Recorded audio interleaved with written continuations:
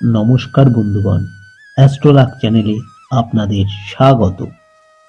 প্রায় সকলেই প্রতি সোমবার মহাদেবের পূজা করে থাকেন বা তার উপাসনা করে থাকেন। আবার কেউ কেউ আছেন শিব শক্তি প্রাপ্ত করার জন্যে মহাদেবের বা শিব শক্তির প্রতিদিন উপাসনা করে চলেছেন, কারণ তারা চান শিব শক্তি দ্বারা বা মহাদেবের কৃপাদৃষ্টি দ্বারা নিজের দুর্ভাগ্যকে সৌভাগ্যে পরিণত করতে বা রূপান্তরিত করতে।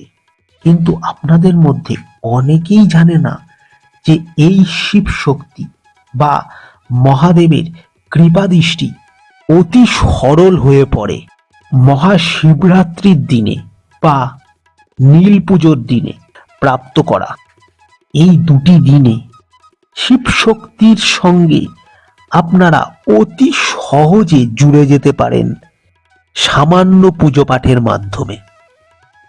আমি আজকে এই ভিডিওতে তিনটি শক্তিশালী উপায় বলবো, যা শিবরাত্রির পুজোর সাথে সাথে বা নীল ষষ্ঠীর পুজোর সাথে সাথে আপনারা এই নিয়মটি প্রয়োগ করলে মহাদেবের আশীর্বাদ তো পাবেনই, তার পাশাপাশি আপনাদের ভাগ্য চমৎকারভাবে পরিবর্তিত হয়ে যাবে। এছাড়াও দুর্ভাগ্য সৌভাগ্যে পরিণত হবে। এই নিয়মটি শিবরাত্রির পাশাপাশি করার চেষ্টা করবেন, মানে এই তিনটে নিয়ম।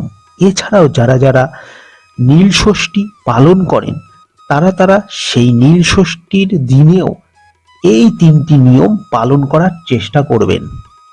দেখবেন আপনাদের ভাগ্য চমৎকারভাবে পরিবর্তিত হয়ে গেছে। যাদের অর্থ আটকিয়ে আছে বা যারা বেকার হয়ে বসে রয়েছে বা যাদের অর্থ আসছে না বা কর্ম নেই, তারা কর্ম প্রাপ্ত করতে পারবেন এই তিনটি নিয়ম প্রয়োগ করলে।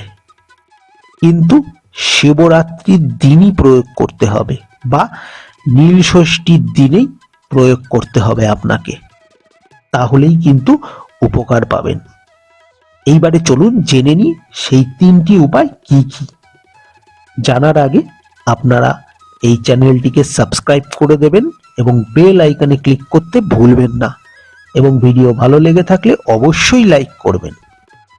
প্রথম প্রয়োগ, আপনারা শিবরাত্রির দিন মহাদেবের পূজা পাঠ করার পরেই বড় বটগাছের কাছে চলে যান এবং সেই বটগাছের গোড়ায় কাঁচা দুধ এবং 5 রকমের ফল দিয়ে সেই বটগাছকে পুজো করুন।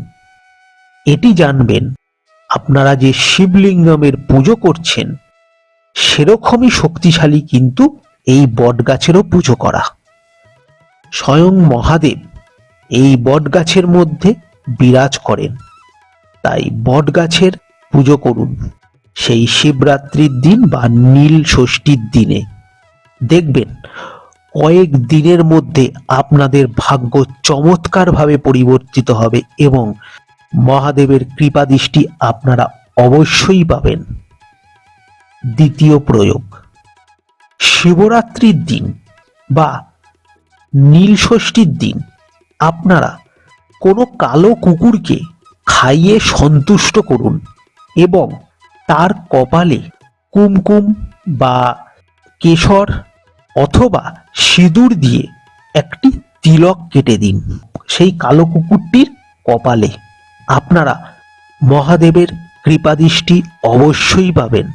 এটি জানবেন কুকুর বা ষাঁড়মেয় ভৈরব বাবার বাহন। ভৈরব বাবা মহাদেবেরই একটি রূপ, সুতরাং আপনারা সেই কালো কুকুরকে খাইয়ে সন্তুষ্ট করুন এবং কপালে তিলক লাগাতে ভুলবেন না সেই কুকুরটির। এই প্রয়োগটিতেও দেখবেন আপনারা আপনাদের ভাগ্যকে চমৎকারভাবে 15 দিনের মধ্যে পরিবর্তিত করতে পারবেন। 15 দিনের মধ্যে প্রয়োগটি করুন এবং আমাকে অবশ্যই জানাবেন।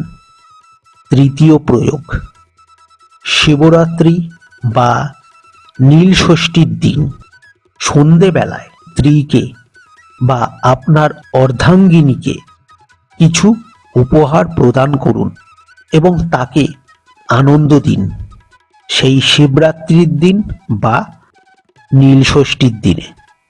দেখবেন আপনারা আপনাদের যে অর্থভাগ্য আছে সেই অর্থভাগ্য 15 থেকে 20 দিনের মধ্যে পরিবর্তিত হয়ে যাবে এবং এটি পরীক্ষিত।